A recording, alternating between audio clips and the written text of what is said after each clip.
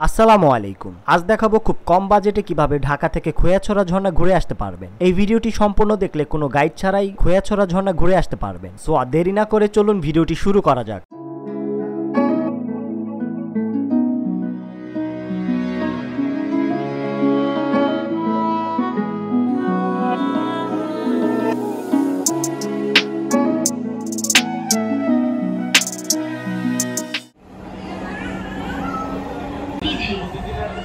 আমাদের যাত্রা শুরু হচ্ছে কমলাপুর রেলওয়ে স্টেশন থেকে। ১৯ নম্বর কাউন্টার থেকে আমরা আজ রাত 11:30টার মেল ট্রেনের টিকিট কেটে নিলাম। টিকিট মূল্য পড়েছে ১১০ টাকা।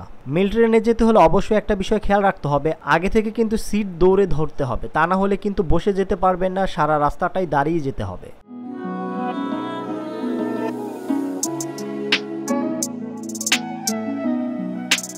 সকাল ৮টার দিকে আমাদেরকে ট্রেনটি সীতাকুণ্ড স্টেশনে নামিয়ে দিল। সীতাকুণ্ড স্টেশনে নামার পর আমরা ৫ মিনিট হেঁটেই চলে গেলাম সীতাকুণ্ড বাজারে। সীতাকুণ্ড বাজারে এসেই আমরা সকালের নাস্তাটা সেরে নিলাম। সকালের নাস্তা খরচ পড়েছিল ৬০ টাকা। সকালের নাস্তা শেষে আমরা এখন একটি সিএনজি ভাড়া করব। সীতাকুণ্ড বাজার থেকে খোয়াছড়া পর্যন্ত সিএনজি ভাড়া হচ্ছে ৩০০ টাকা। একটি সিএনজিতে ৫ জন বসতে পারবেন। জনপ্রতি খরচ পড়বে ৬০ টাকা। কেউ যদি ঢাকা থেকে বাসে করে আসেন তাহলে এই মিরসরাইয়ে আপনারা বাস থেকে নামবেন এবং এখান থেকে ২০ টাকা সিএনজি ভাড়া দিয়ে চলে যেতে পারবেন খোয়াছড়া ঝর্ণার এন্ট্রি পয়েন্টের সামনে। এখানে নেমে আপনারা চাইলে দুপুরের খাবারটা অর্ডার দিয়ে দিতে পারেন। দুপুরে খাবার অর্ডার দিলে আপনাদের ব্যাগ রাখারও ব্যবস্থা তারা করে দিবে। খোয়াছড়া যাওয়ার রাস্তাটা খুবই রিস্কি, আপনারা সাবধানতার সাথে যাবেন। ৪০ মিনিট থেকে ১ ঘন্টার মতো ট্রেকিং করতে হবে। ট্রেকিং করার রাস্তাটা খুবই ভয়ঙ্কর, আমাদের মধ্যে সবাই কম বেশি পড়ে ব্যথা পেয়েছে। আপনারা অবশ্যই সাবধানতার সাথে যাবেন। খোয়াছড়া ঝর্ণার প্রবেশ ফি জনপ্রতি ২০ টাকা।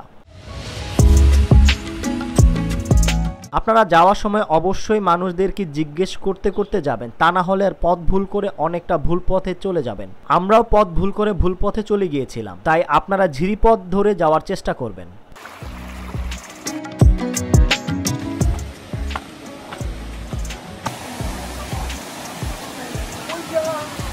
খোয়াছড়া ঝর্ণার মূল ঝর্ণায় যাওয়ার আগে এই ছোট ঝর্ণাটি দেখতে পাবেন। এখান থেকে আর ১০ মিনিট ট্রেকিং করলে আপনারা খোয়াছড়া ঝর্ণার প্রথম স্টেপ দেখতে পাবেন।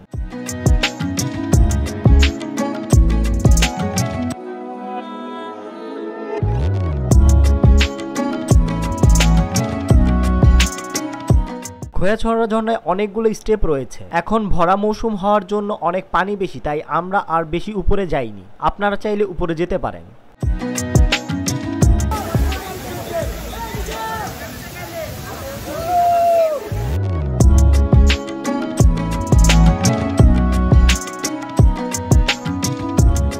রাস্তাগুলো কতটা ভয়াবহ এবং কতটা পিচ্ছিল তা আমাদের ভিডিও দেখে আপনারা কম বেশি বুঝতে পারছেন।